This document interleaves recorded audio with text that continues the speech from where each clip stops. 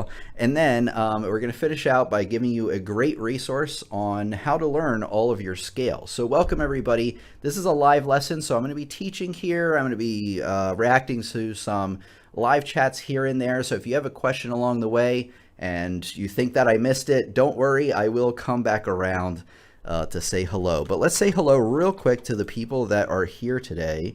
And let's see if, yeah, okay, technology is working today. We got Richard here, we got me, we got Sylvia Paul, which you can't see down here. I really need to fix this so bad.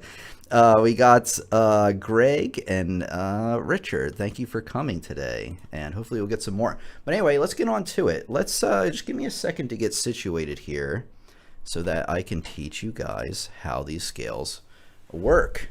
So the first thing I want to tackle, by the way, let me know if you can't see me or hear me. I assume everything is probably pretty good. I think we're good to go. So again, I'll check in every once in a while. But the first thing I want to check in with is, what is a scale? Because a lot of people are a little bit confused on like what scale means and what key means, or key signatures, and what the difference is between them. So here's my definition of a scale, and then I'll explain what it means. Are you ready? A scale is when you put all of the notes in a key in order, starting and ending on what we call the tonic note.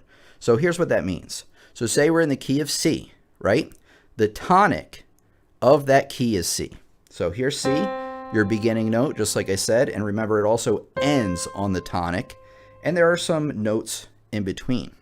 The key of C major, by definition, has 0 sharps, 0 flats. So we're going to be playing all the white keys from C, which is the tonic, up to the next C, ending on the tonic, and all of the relevant scale notes in between. So for example, if we had the key of G, our tonic, guess what, is now G. So our range is really from here to here. And when we play the key of G, you have to be careful that it's mostly white keys, but we have that next to last sharp in there, and that's what defines the key of G.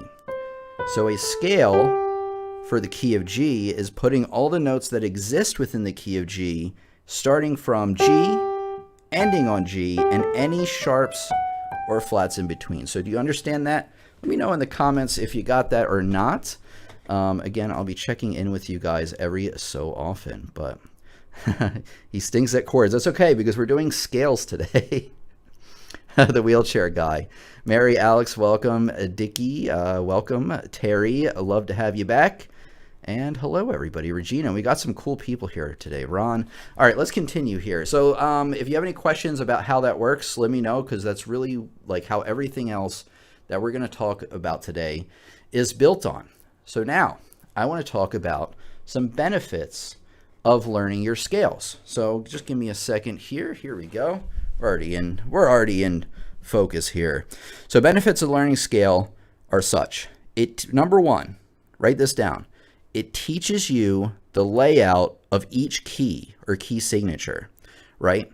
So remember what I said in the definition of a scale is it's from the tonic note, all of the scale notes in between to the tonic note, and those are all the notes that exist within that key. Well, guess what? By learning all your scale, a master at your key signatures, because you're going to know, oh, 4 sharps is the key of E major starting on the E, and you'll know exactly where on the piano those notes are located. So for instance, when I'm playing the E major scale, not only do I know there are 4 sharps, F, C, G, and D, and we'll go in more detail about that in a second, not only do I know what the sharps are, I know where they are located in the key. So when I'm playing a piece in the key of E or whatever it may be, I know that the sharps are located here and here, and that really, really helps when you're playing the piece, because then you don't have to guesswork and try to remember, you know, where all those sharps are located. One more example, say you have the key of B major. Well, B major has 5 sharps, F, C, G, D, and A, and those sharps are right here and right here, and then right here, right here, right here, and right here. So the layout of the key of B is really like this. Doesn't that sound wonderful when you play them all together? But the key is, and the point is, that it really, really helps integrate the layout of these keys in your mind, and you're going to see these in your music literally all the time. I'm not just saying that. I really, really mean it. Last benefit of learning scales is this. It helps develop practice with the metronome. So let me find the metronome. You would think, oh, here it is. Let's see it. Can I grab it? I cannot. Hold on. Give me a sec.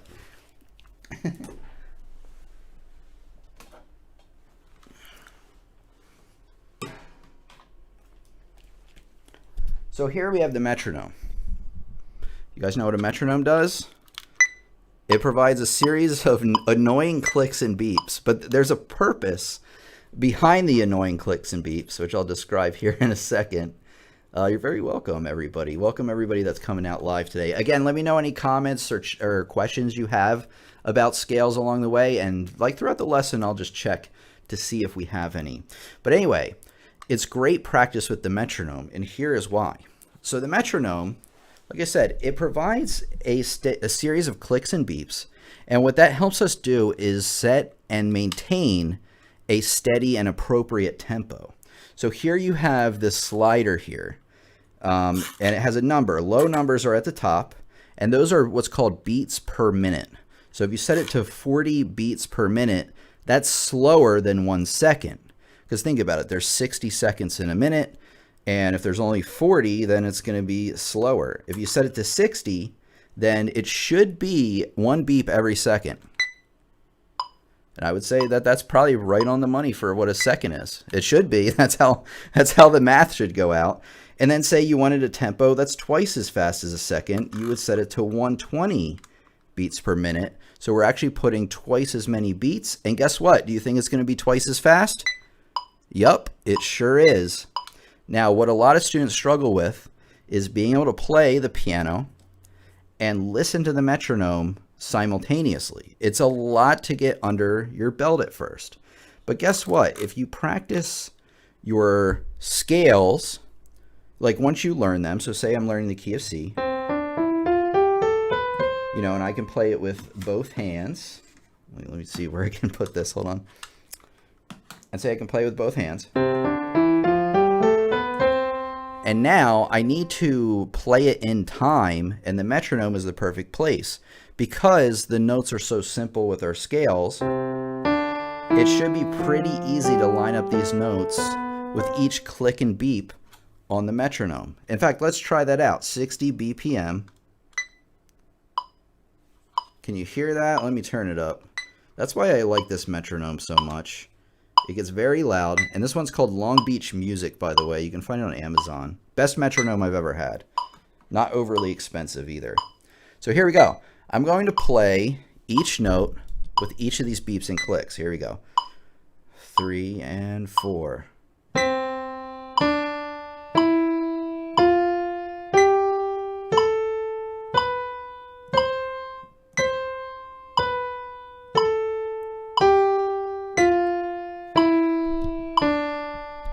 See how easy that was? And it's just a great way to introduce yourself into playing with the metronome, like I said, since the notes are so easy. Now, not all scales are so simple. They might have more sharps or less sharps, so you might have to practice the scale a bit more before playing with the metronome. One important thing I want to tell you is when you play with the metronome, you want to make sure that you have the notes of whatever song or exercise or scale you're playing underneath your fingers and learned, because it's a whole different dimension of thinking to think what you're playing and trying to keep up with this at the same time. By the way, you do want to be practicing your scales with the metronome. Helps maintain a consistent tempo, and it makes it easier to get faster tempos, because once you master at 60, you just bump it up one setting. You try it at that. Once you can do that, you bump it up again. And it's a great way to get things up to speed without making them overwhelming. Hello, everybody who is in the chat. So what we're going to do, so now that we've gone over what a scale is, what the benefits are, I'm then going to teach you what order to learn your scales. This is very, very important, so make sure to pay close attention. Before we do that, right before, I just want to say hello to some people here. Welcome, everybody. Aran, welcome. John, we got here. You can't see him down there. Hello, thanks for the lesson. You're very welcome. Unity, thanks for coming. Sylvia, I'm sure this lesson will help me to improve. Great.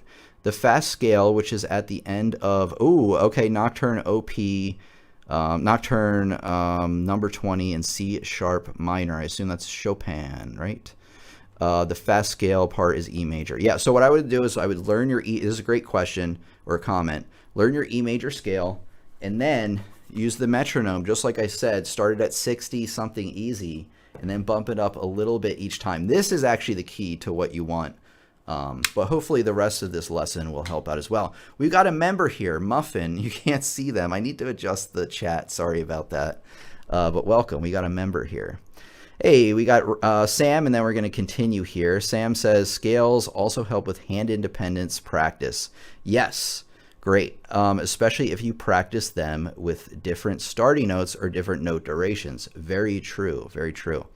And hopefully we'll get to that at the end. I did have something planned there for that. All right, guys, are you ready? We're ready to continue, I think. Again, let me know any comments or questions along the way. So here's the very important thing, which is what order do you learn your scales in? Now, this is very, very important as it has a few different aspects to it. Okay, are you ready?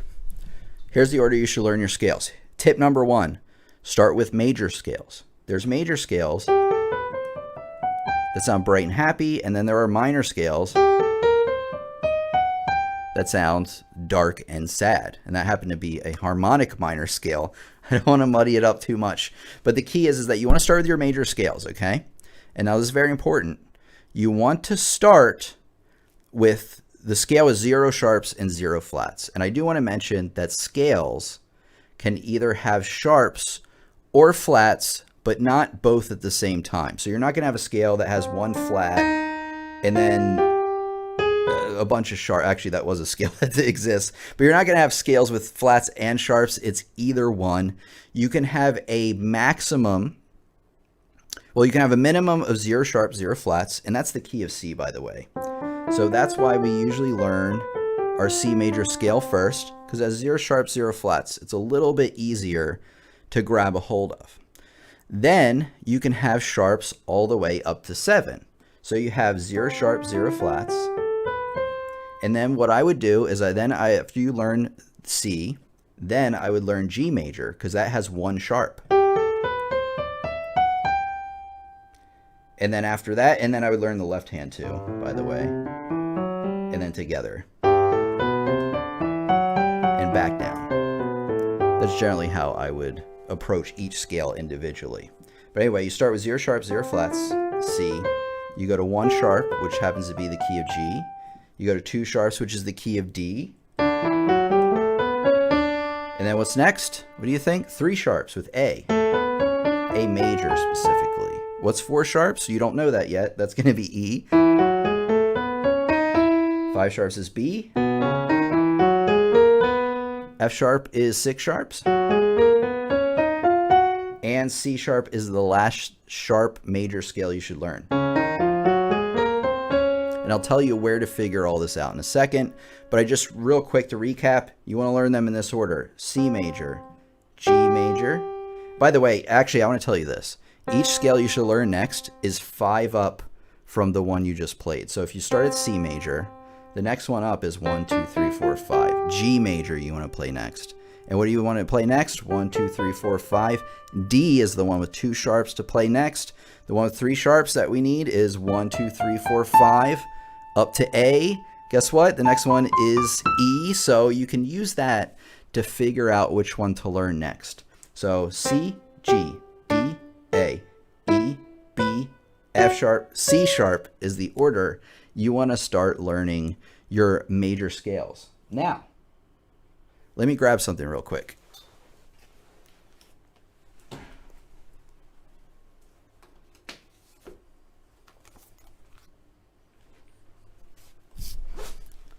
If that was all too much for you to remember, which it probably was because it said a lot of stuff, you want to get a complete book of scales, chords, arpeggios, gee, can't talk today, and cadences. It's by Alfred's Basic Piano Library. And I'll try to remember to include a link for you guys, an Amazon link that you can find it. This will teach you all of your scales in the order that I just said. So what scale do you think you're going to be learning first in this book? I'm willing to bet it's C major. So this is like some introductory pages here, chords and such. So where's the first scale? Eventually we'll get there, I swear. Is it right here? Oh, bang, look at that. Key of C major. Do you think the next one's going to be G major with 1 sharp?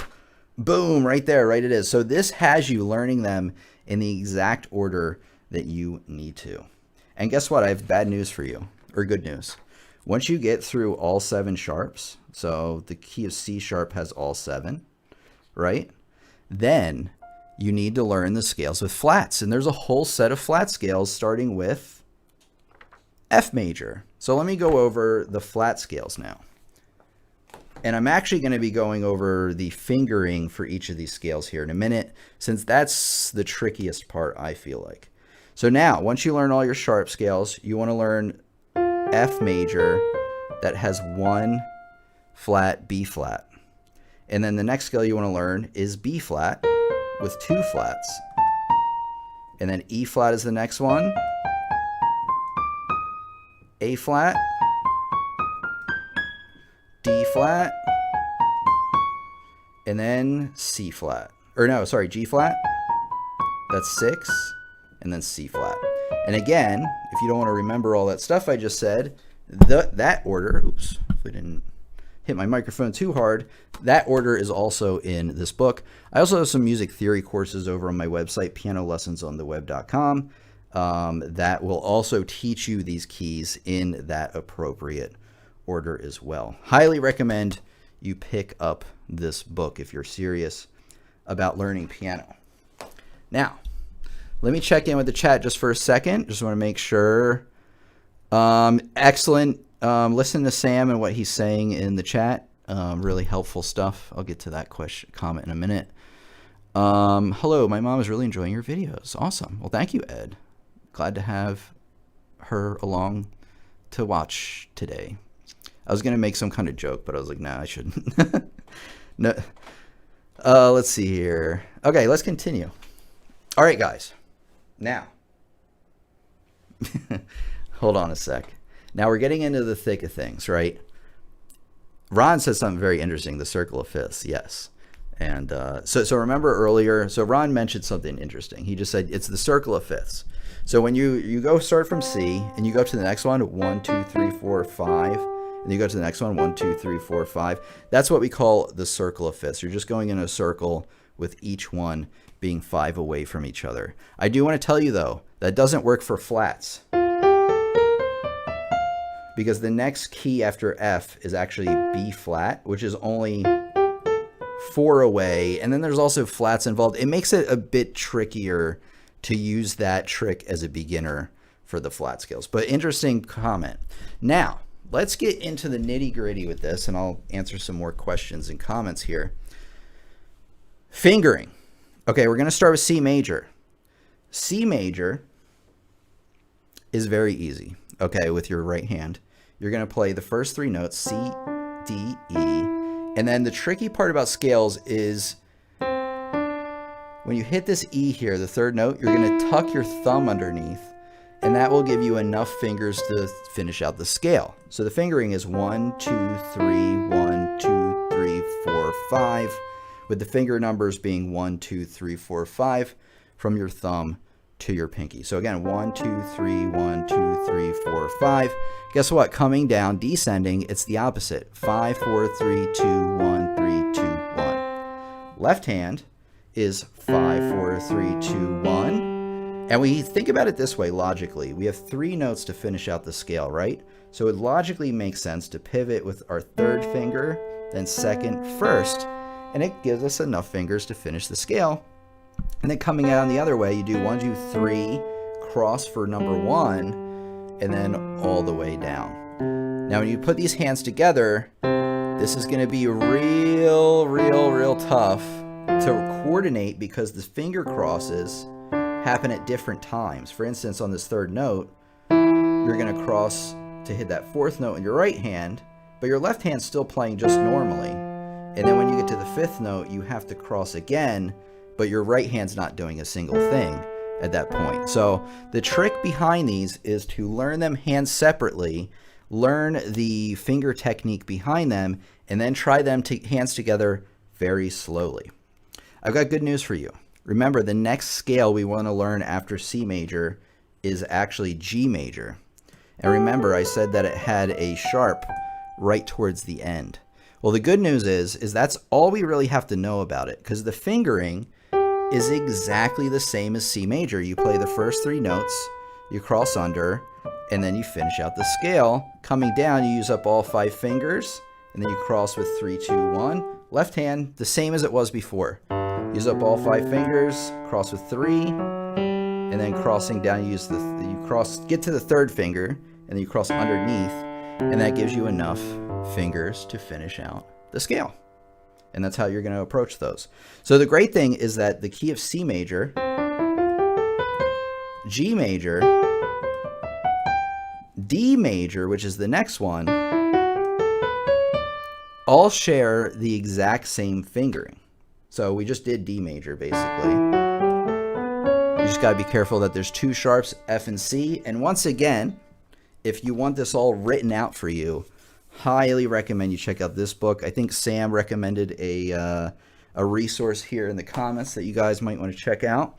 So yeah, that's the way you want to go about it. Great news is the next scale we have to learn is A, has the same fingering.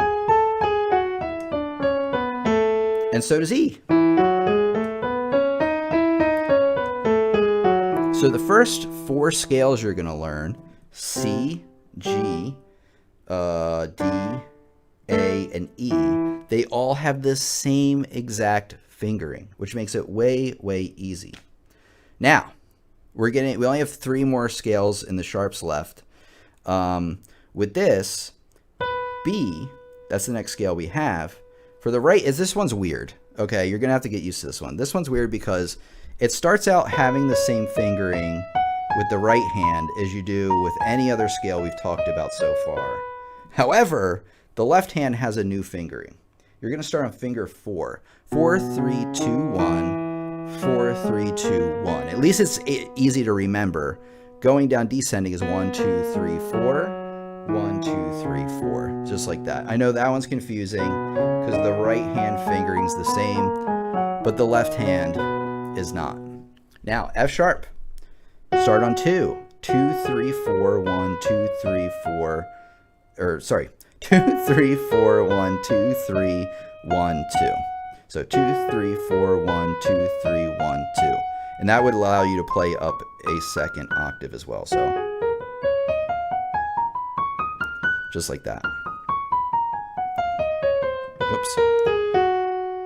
Left hand. 4, 3, 2, 1, 3, 2, 1, 4. So 4, 3, 2, 1, 3, 2, 1, 4, 1, 2, 3, 1, 2, 3, 4. It's weird to play these and say the numbers at the same time. So that one's weird because you're starting with 2 and 4. So like I said, real easy peasy until you get to B, and then F sharp's a little wonky, and then C sharp is 2, 3, 1, 2, 3, 4, 1, 2. Left hand is 3, 2, 1, 4, 3, 2, 1. Wait, hold on. 3, 2, 1, 4, 3, 2, 1, 3 is what you want to do for that one. Tim, do you think it might be a good idea to learn F major scale as the first scale? It only has 1 flat and the finger crossing happens the same in both hands. You know, I've never thought about that in my life.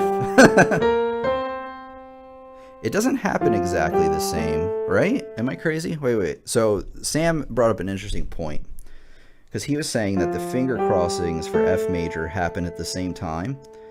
And they don't quite, because this one crosses here, right? 1, 2, 3, 4, 1, 2, 3, 1.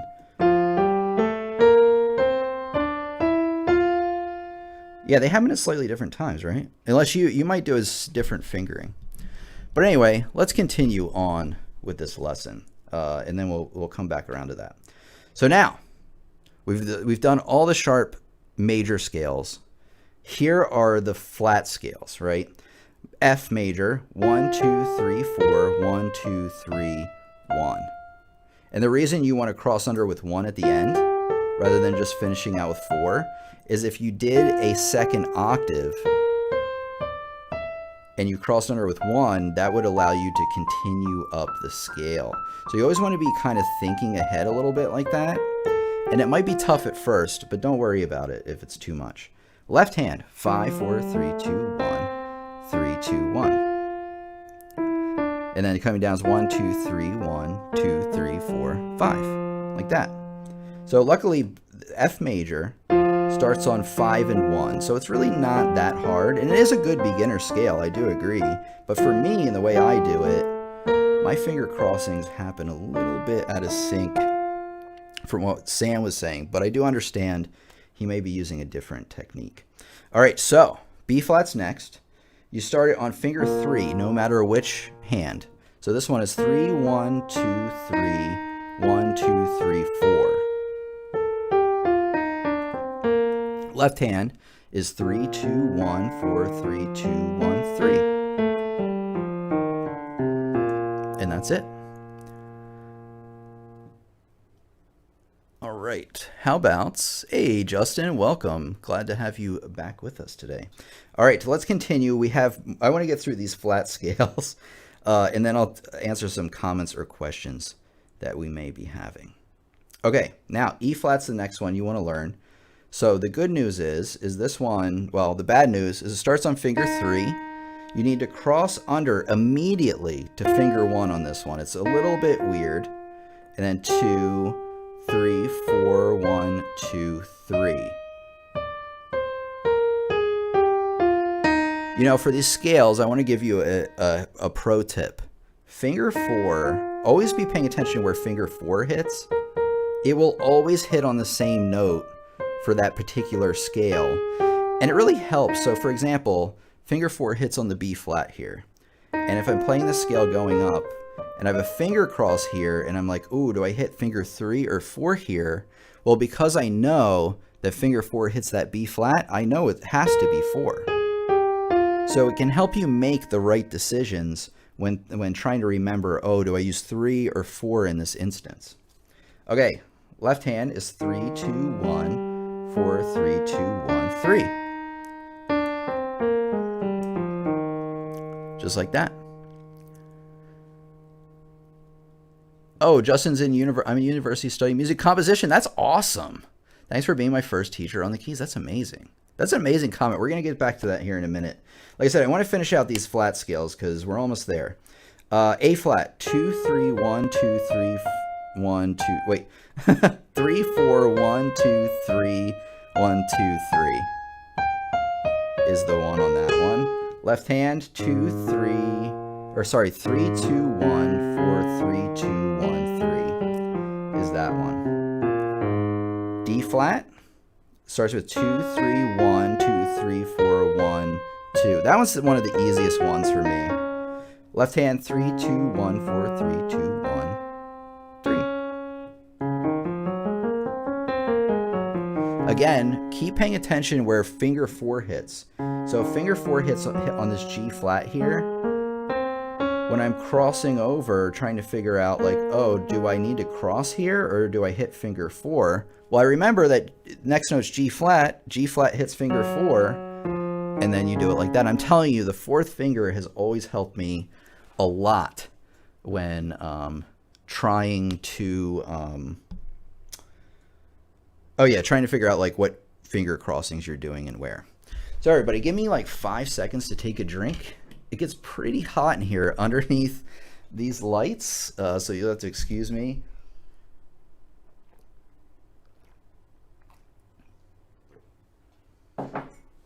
And now we're back.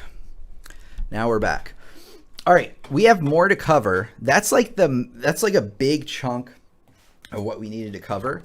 If the scale fingerings are all in here. So if you're like, all right, I got some of them, maybe some of them I need to look over again. Obviously, you can watch this video as many times as you need, but I highly, highly recommend you check that out. Again, I have courses over on my website too. We teach the same sort of stuff. I think piano level 2 and 3 we really dig. I think piano level 3, we really dig into these scales and such. And I think we're doing the E. So the rest of this lesson, we have more. But the good news is we got done. Excuse me, let me burp for a second. I know you needed to know that. So we got done the order you should learn your scales and the fingering for the major scales. We're not going to do the minor scales quite yet. I will talk about them though. And then we're going to finish out this lesson by talking about the formula behind major and minor scales. And that way you can make sure that you're playing the scale perfect built on any note. So you could start on F sharp and be able to play a major scale or a minor scale perfectly starting on that note. So that's where that's going to help you. We're going to do the same thing with minor scales, giving you a formula for that. Again, the fingering for all the minor scales is in here. I know that people start with the majors though. And then I'm going to give you the actually the resource is this. I kind of spoiled the end of the lesson and the courses that I have. Again, piano level 3, if you're looking at my online courses, is probably where you want to go for all the scales, like in depth. Okay, here we go. Let's do one section, and then I'm going to say hello to some people in the chat here. Okay. Just trying to see where we're at. Okay, I think we're good. There we go. Now, this is very important because this ties together a lot of things we've been talking about. Okay. Major scales. They sound bright and happy.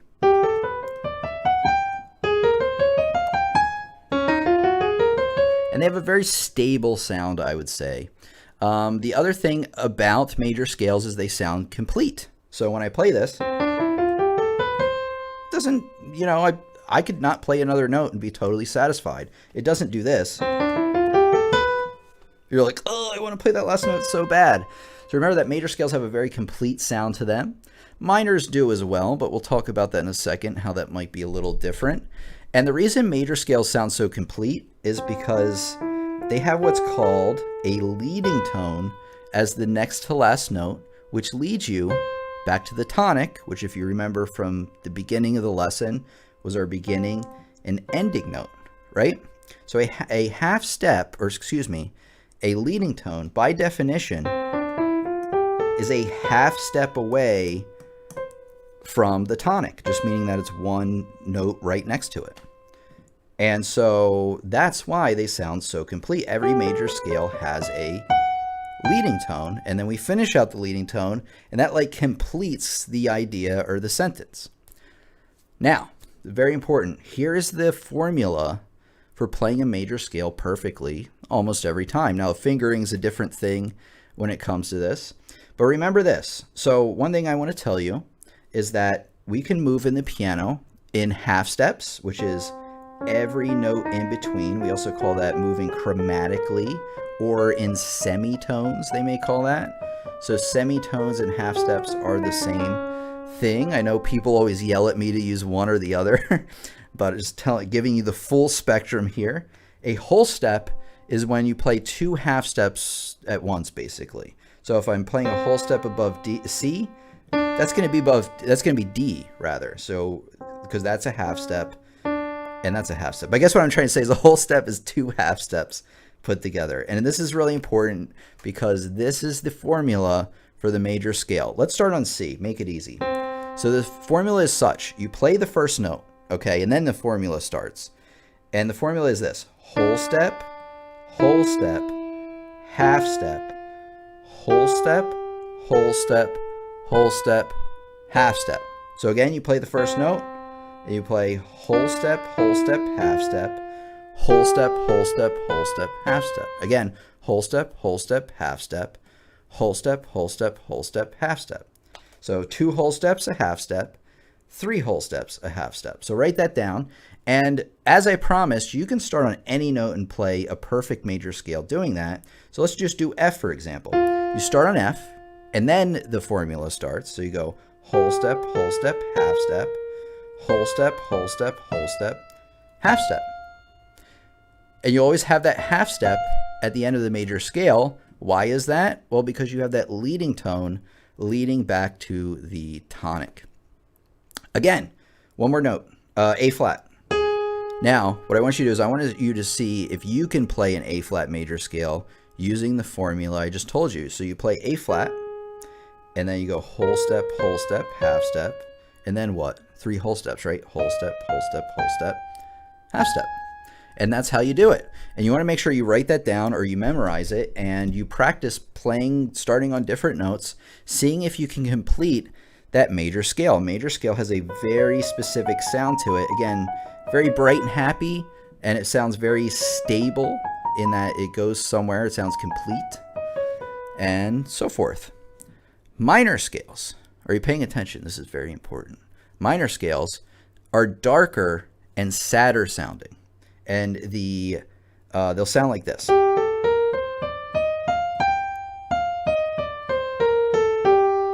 And if you notice when I play that scale, all right, let me try again. It almost doesn't sound as complete, does it? And what's missing here? Well, we are missing that leading tone. So in a minor scale, normally there is no leading tone. It's very weird. Right? When it really should be this. Adding in that leading tone. So this is very important. Let me put it this way. Key of C major, 0 sharp, 0 flats. For every key signature, say with 0 sharp, 0 flats, there's a major, C major, and a minor equivalent, which happens to be A minor. It shares the same key signature as C major does. It just starts on A instead. But what's missing with this? A leading tone. So what you can do, and what they tend to do, they sharp that next to last note, and that leads us back to the tonic, and it sounds very complete that way. Now this is very important. If you have the major key, like the key of C major, and you want to find the minor equivalent is always 1, 2, 3 half steps down from where you started. So for example, the key of G major, what is the minor equivalent of G major? It's 1, 2, 3. E minor has the same key signature that G major does. And if you don't add in the leading tone, that is what we call natural minor, because it uses the same exact keys. Now, if we add in a leading tone, that is what we call harmonic minor. And it's very common to have harmonic minor scales as opposed to natural minor scales, because the natural minor ones sound a bit incomplete. So in pieces, you're going to see a lot of sharps in minor pieces, or maybe naturals, to put in those leading tones. All right, how's everybody doing? Good? Oh, really important. Next to last thing, I only have a couple more things to tell you guys, teach you guys. Start on a note, okay? Let's start on C. Or no, let's start on A. There's a formula for this too. And the formula is this. Whole step, half step. Whole step, half step. And then it's whole step for the natural minor. Okay, so once again, you play the note. You go whole step, half step, whole step, half step, whole step, whole step. Oh wait, I messed up. Wait, so you start on the first note. I think I counted the first note as a. So you start on A, and then you go, whole step, half step, whole step, half step, whole step. So it's whole step, half step, whole step, half step, whole step. Got it? Whole step, half step, whole step, and then you repeat it. Whole step, half step, whole step. And then a last whole step. So that's the formula for that. But I'm going to be honest with you. Once you know your major scales and you know the equivalent trick, just playing the same scale on a different note, it's real easy to know your minor key signatures as well, because you already know the major ones. You're just kind of converting them each time. But it does help to know about that formula. Like I said, I use the major scale formula, especially when I was first learning these. And then I really just kind of find out the minor formula from there. Okay, guys, it is really hot in here. It gets boiling hot with these lights. They're not even that crazy. Where did I go? The battery. Uh-oh. I think somebody's battery died. What happened? Where can I buy the book? Wait, what happened here? We're back. We're here, right? Wait, are we here? Can you guys see me? I just want to make sure. I can still see myself on the screen. What battery? Use a fan. Yeah, I agree. The fan makes noise, though. Wow, great lesson. Thank you so much. Orange Crush, love it. Where did I go? I can see you. I don't understand. People are like, I don't understand what's going on. Anyway, let me get you guys a, oh, I had to refresh. I got it. Maybe it was a weird thing.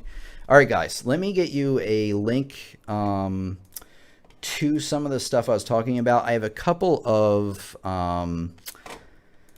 last minute things I want to tell you about. So just stick around with me here at the end. Good. I'm glad we're still in good shape. I don't know what the battery thing was about. Maybe I probably saw something, missed the context, and then I got scared that our thing was not good.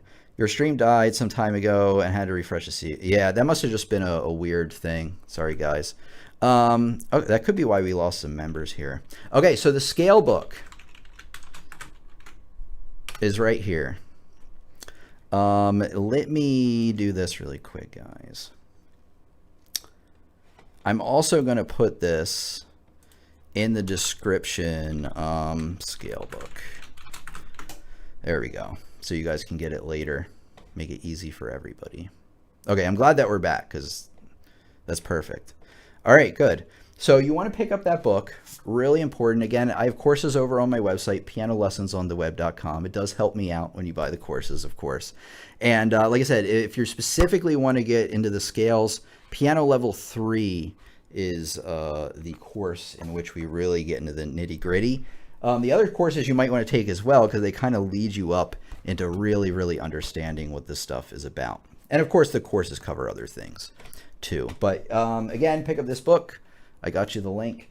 I want to talk about some announcements here. Let me say hello to some people before we do the final announcements. But yeah, no, I don't want to ban anybody. Your stream died some time ago. Okay, gotcha. All right, everybody's good. You can see me, the battery. Love your coffee mug. Thank you very much. We got Christmas up in September, is it now? Where can I find the book? Just check out the link I posted in the description and also at the end of this chat here. Interesting lesson. Great. Justin, I want to read Justin's comment because I was amazed by it. Yeah, stopping by as a longtime subscriber. I do remember you, Justin. I used to watch your vids all the time as a beginner, and now I'm in university studying music composition. This is amazing. I love this so much. I mean, I don't expect a lot of people to go into music education, but if you ever do, let me know. It really means a lot. I know he's going for composing, which is a little different, but honestly, it's all thanks to me, clearly. No, I'm just kidding. That's cool, Justin. Congratulations. Good luck in university. It is definitely a step.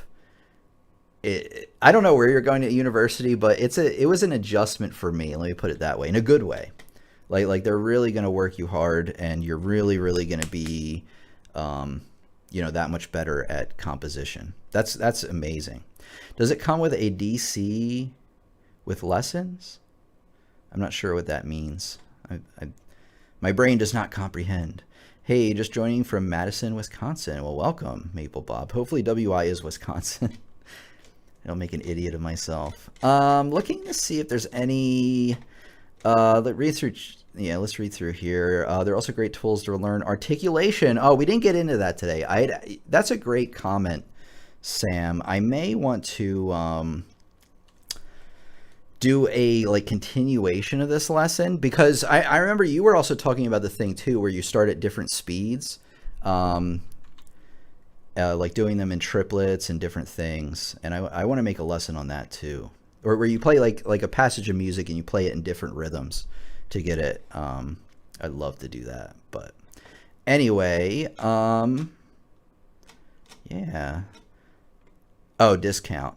Discount. Yes. Discount is use code YouTube. If you're talking about my courses, if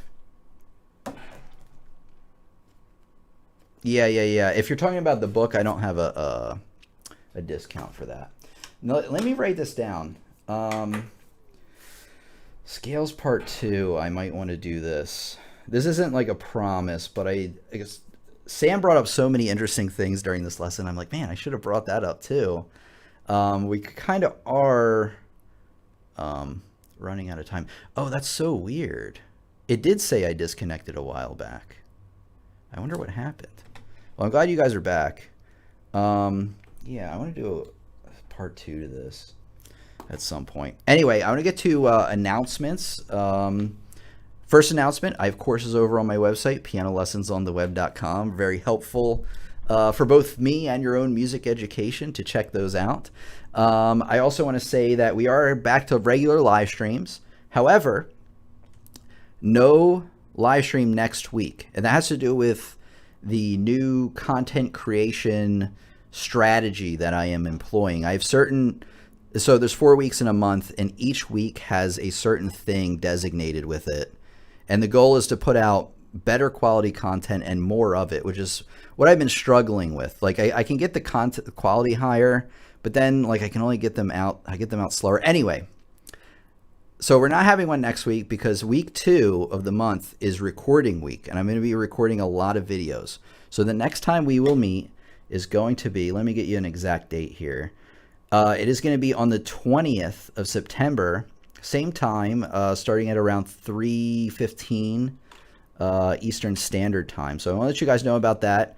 And then it looks like from now on, we'll have a live stream on the first week, the third week, and the fourth week of the month, but not the second week. So I guess it's easier to remember that no live stream on the second week. And then what I'm going to be doing is working on the next videos that are coming out. I would like to increase the frequency of not only the live streams, but the pre-recorded videos as well. But like I said, I need to employ this content strategy for a while to get this right. So just letting you guys know that's the plan. But I am all ready to do more regular live streams. So 3, I think, a month is pretty good. And I really, really enjoy learning with all of you live. I always feel like when we don't do live streams for a long time, I feel disconnected from you guys, and it bothers me. And so I love to be able to do all this amazing stuff. But there's a lot of hard work ahead, and yeah, I mean, we'll play it by ear. Let me read some comments and questions, and then we'll conclude it here in a little bit.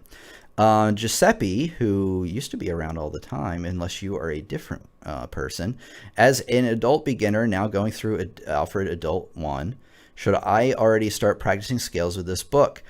If yes, should I prioritize some scales over others? If no, when to start? This is a great question. Adult beginner now going through Alfred level 1. I'll tell you this, when you finish that Alfred level 1 book, then start on scales. Don't start on them. There's no need to start on them before that. And I would go back and watch this lesson again, this live stream, because I do talk about the order in which you should learn scales. And maybe you did hear that part. And honestly, I would start, you just got to start at the beginning, right? So when you're just starting, I would just start at C major, and then I would work on C major until you really feel like you have it underneath your fingers. And then once you can play it in your sleep pretty much, then move on to the next one, G major. Learn that one. So I guess one thing I should have said more in this lesson is when you're learning each scale, you don't want to try to learn them all in a day, right? You want to actually make sure that you're really mastering each one. And even if when you do it right, there's still going to be times where you've gone through all your scales and you realize there's one scale in the middle there that you were learning that still isn't mastered, or like little holes get poked in it over time because you don't look at it every day, and then you're like, oh, maybe this one. So what I'm trying to say is, even after you've learned all your scales, there's still going to be a little work in maintenance going through them. But to answer your question, go through that Alfred Adult Level 1 book, then start on this book, and just start from the beginning, just from C major. You just have to learn the scale, really. You know, I would learn it 2 octaves even, and start from there, and just go through the book. No rush to get through it. It's really for your own benefit, and it's not really anything I'm going to grade you on. So I'm not going to be like, oh, you didn't learn the E scale by week 4, you're fired. You know, I wouldn't do that to you. And it's too much time for me to look over everybody's shoulder. And I also don't have magical powers that allow me to do that. So that's what I recommend. I sent you an email in regards to some questions I have on your online courses. Okay, I'm going to look out for that. If I missed that, I apologize. Unless you sent it just now. But I'll be on the lookout for that later today, once we conclude here and I eat some dinner. So yeah, I'll be on the lookout for that. And anybody, if you ever send me an email and I don't get back to you for some reason, just send me another one. I actually do a lot better getting to every email than I used to. However, I'm still human. And also emails, sometimes people will be like, I sent you an email, and I can't find it anywhere. It's not in my junk mail anywhere. So I don't know. Anyway, the point is like, if I don't get back to you, it's not a slight against you. And to try again, and I'll get back to you. And then probably apologize for missing the first one. But I do a lot better than I used to, though, getting back to everybody. Your live streams are always super fun. That's awesome. Well, we'll be having more of them, so that's great. Use metronome with scales. Practice at different speeds after mastering it slow. Yeah, I would do what I recommended during this lesson, which is start it out slow. Once you can bump it up, master that, just bump it up a little click. Once you can do it at that speed, bump it up a little click until you got it. Yes, it's good practice to work through scales at different tempos with the metronome. Yeah. So, but I would start at slow and then work your way up. Or are you talking about different tempos between each hand? Not sure. As a beginner, you're going to want to start from the real slow one.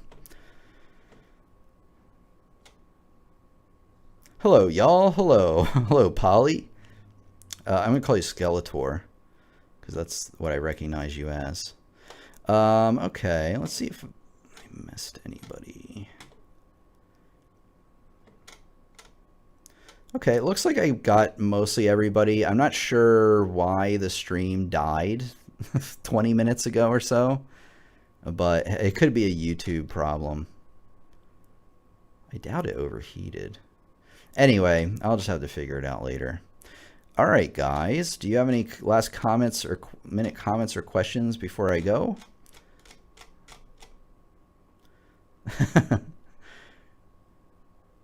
All right, maybe not. I'll stick around for another 2 minutes, see if there's any last minute comments or questions. If not, let me think about if there's any last announcements I want to give you guys.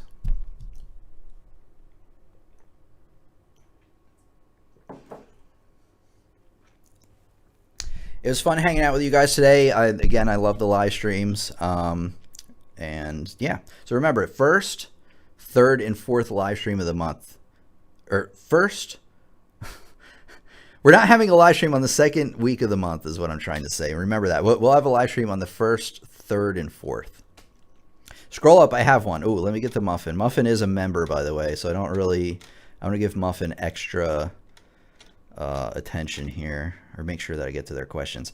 I remember somebody telling me that B major has the most easy fingering because the fingers fall naturally into place. They do. That is true. That is true. I think one thing people struggle with the B scale is when you play these 3 notes, the first 3 notes, I'm putting them down here, and then people really have a question whether to play E or F next, right? And I'm basing this on my own experience because for a long time, I would play the scale like this, and I'd be like, oh, this is the next note, right? Ooh, missed it. So yes, B major in terms of how the fingers line up is real easy because it's 1, 2, 3, 1, 2, 3, 4, 5, and the fingers 2 and 3 line up perfectly with the sharps. However, like I said, where it gets a lot of people is right there. So that's the reason I don't teach that one first, but I do agree with the overall concept of it. Let's get to Muffin. I am learning Titanic, which jumps from E to A, from 4 sharps to 4 flats. Okay, so it has a modulation in it. So I would learn the key of E, and then the key of A, and know those like the back of your hand, and that will help you out. I mean, I could make a whole lesson on modulations for sure. Maybe I will want to do that. Let me make sure we got all of Muffin's. Hello, Muffin. I think we got all your stuff, right, Muffin? I have a practice question before that one. Oh, did you? Oops. Wait, let's see. Well, let me do this. Hold on. Oh, it will. Hello, I'm learning Titanic. Remember someone telling me B major? Yes. Hit refresh. Scroll up, I have one. Oh, I got to you. Okay, good. So I was going through all the ones to make sure I don't have it. I got to it. Join late. I'll have to try to catch you on the next one. So we're meeting in 2 weeks, Skeletor. Remember. Not next week. And then I want to get regular lessons coming out again. But like I said, I got to have a strategy behind it. You got it all. That's awesome. Again, if you guys want to become channel members, one of the things you get is I will go the extra mile to answer your questions. Sometimes if we have a lot of people in the chat, I'm probably only going to really prioritize the members. So just keep that in mind. It's a great way to support the channel as well. But I'm not gonna force it on you guys. Actually, signing up for courses is probably the best way, because not only do you get something out of it, like concrete, but it also helps me the most, because super chats and all that, YouTube takes their cut, of course. But anyway, guys, I'm not going to hold you up. It was wonderful being here with you today, and I'll see you guys in the next video. So long.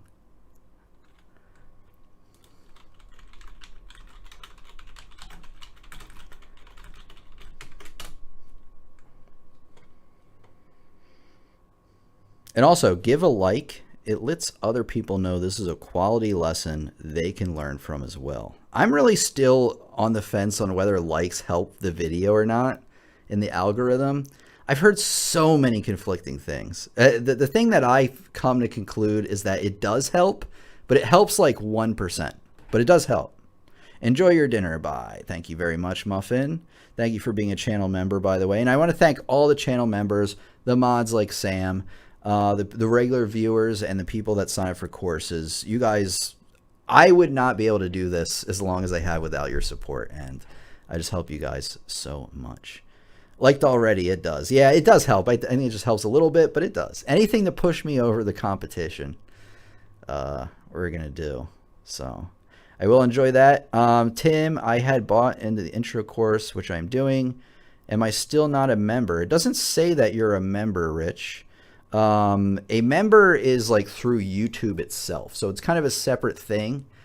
You don't have to become a member if you don't want, but if you have questions during the live stream, I'm gonna notice that you're a member, and then I'll really go the little extra mile for you.